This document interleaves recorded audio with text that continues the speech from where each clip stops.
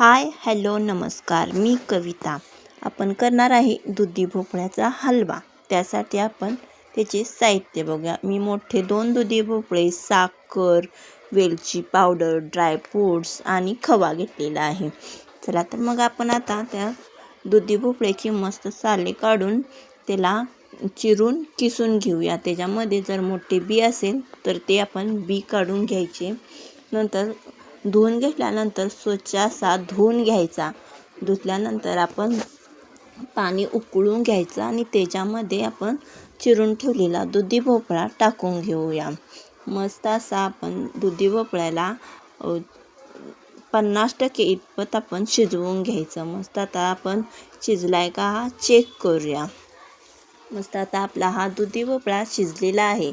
शिजून झाल्यानंतर आपण त्याच्यातले पाणी सगळं काढून घ्यायचं. त्यासाठी आपण चाळणीमध्ये पाणी नितळून घेऊया. पाणी आपलं नितळून झालं की थोडंसं गार होण्यासाठी ठेवूया. नंतर आपण एका कढईमध्ये 2 ते 3 चमचे इतके आपण तूप घेणार आहोत. नंतर ते तूप मेल्ट झालं की त्यामध्ये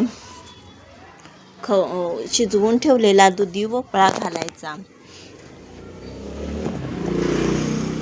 दुधी भोपळा शिजवून ठेवलेला आपण आता त्याच्यामध्ये दुधी भोपळा घालूया. बघू शकता आपला मस्त असा 50% शिजलेला आहे. जास्त शिजवायचा नाही, नाहीतर असा गिर्र होतो तो.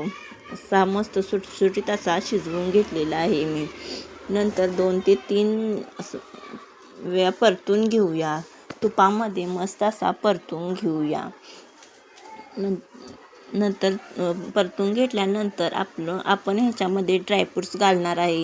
ह्याच्यात काजू, बदाम आणि थोडंसं माझ्याकडे अक्रोड होतं ते मी घातलेलं आहे. त्याला मस्त असं मी बारीक कट करून घेतलेलं आहे. ते त्याच्यामध्ये मी आता ॲड करणार आहे.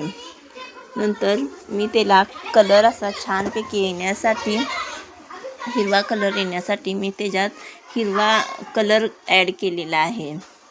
बघू शकता. त्यामुळे आपल्याला त्या ह्याला कसा हिरवा मस्त असा कलर आलेला आहे. नंतर मी 2 दुधी भोपळे घेतलेले आहेत. त्याच्यासाठी मी 200 ग्रॅम इतका खवा घेतलेला आहे. तो असा तो त्याच्यात मिक्स करून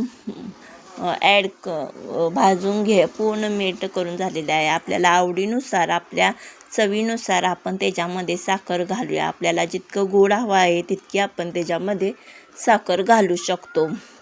नंतर थोडीशी मी वेलची पावडर घातलेली आहे. साखर विरघळवून आपण त्या साखरेमध्ये 50% जो खवा आपल्याला दुधी भोपळा शिजायचा होता तो शिजवून घेतलेला आहे. चला तर मग आपला हा असा दुधी भोपळ्याचा हलवा तयार झालेला आहे. आवडल्यास लाईक करा, शेअर करा आणि सबस्क्राईब करायला विसरू नका. चला तर मग बाय.